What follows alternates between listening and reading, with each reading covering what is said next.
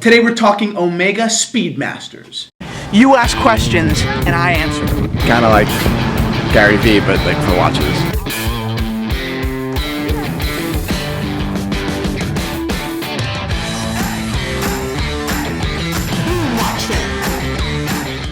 What's up, Watch fam? Welcome to episode 14 of ASKTNH.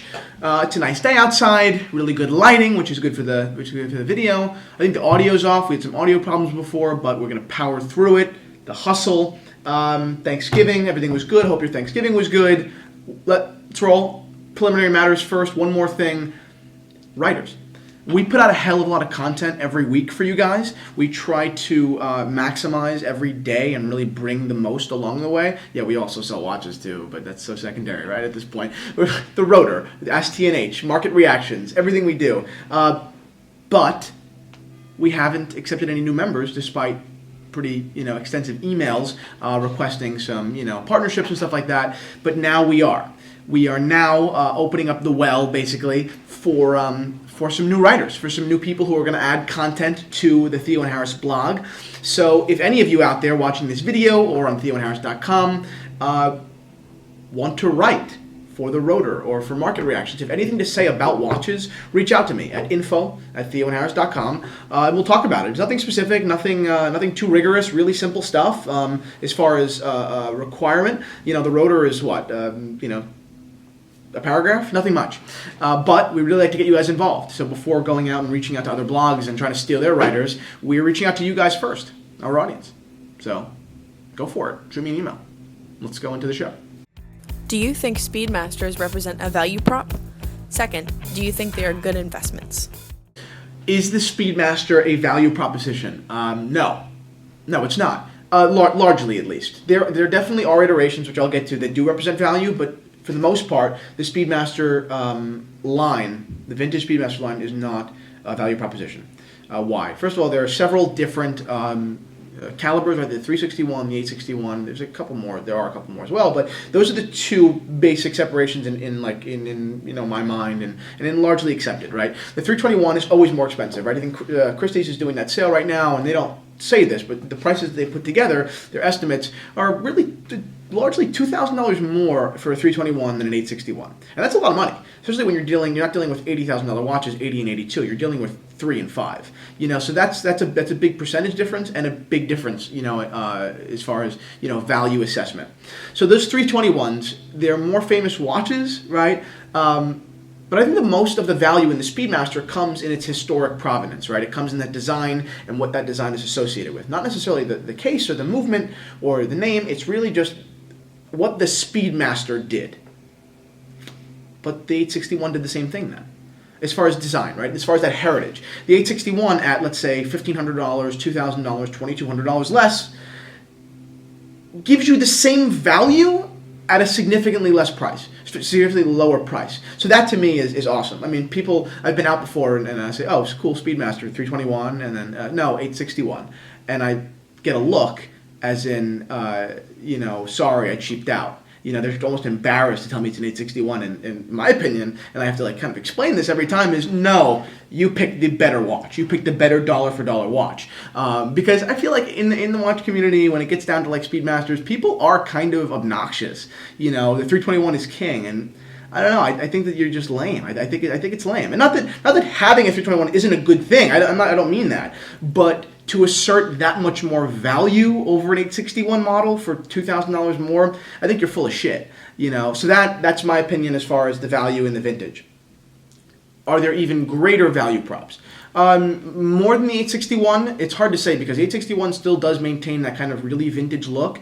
But as far as Speedmaster as a whole, there have been watches made in the 90s that came out that look really fucking cool. There are a couple out there. I mean, I haven't picked any up, to sell, but they are great. If I had to get a Speedmaster, I would get one from the 90s.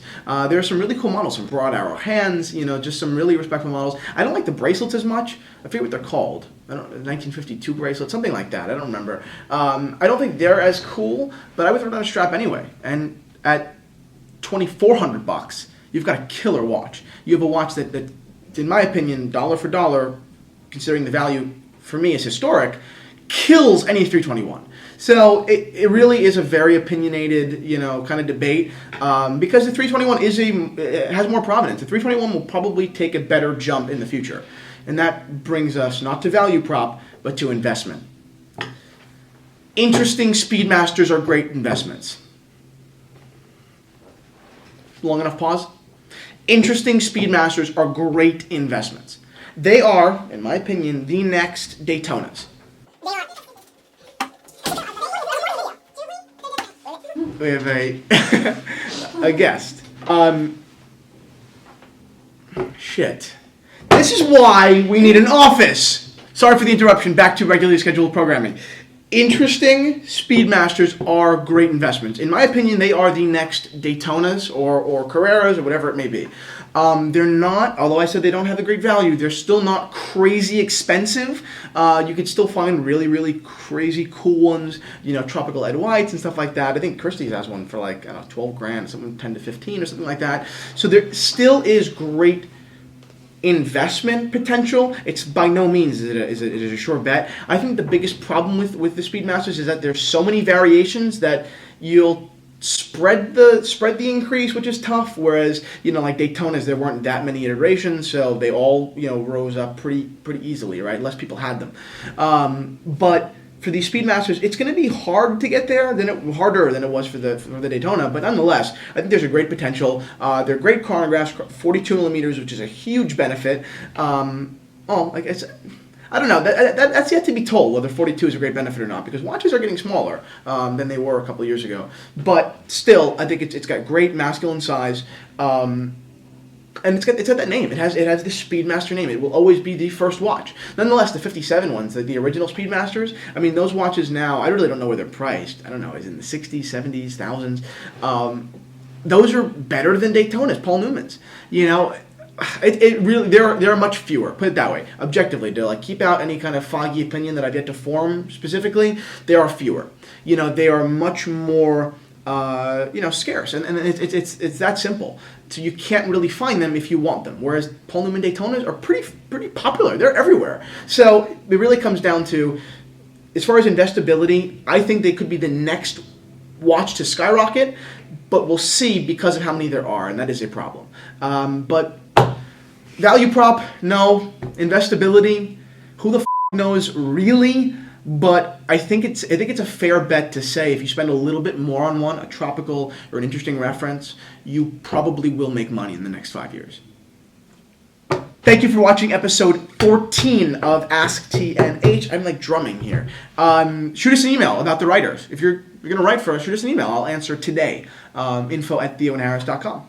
Thanks for watching, guys.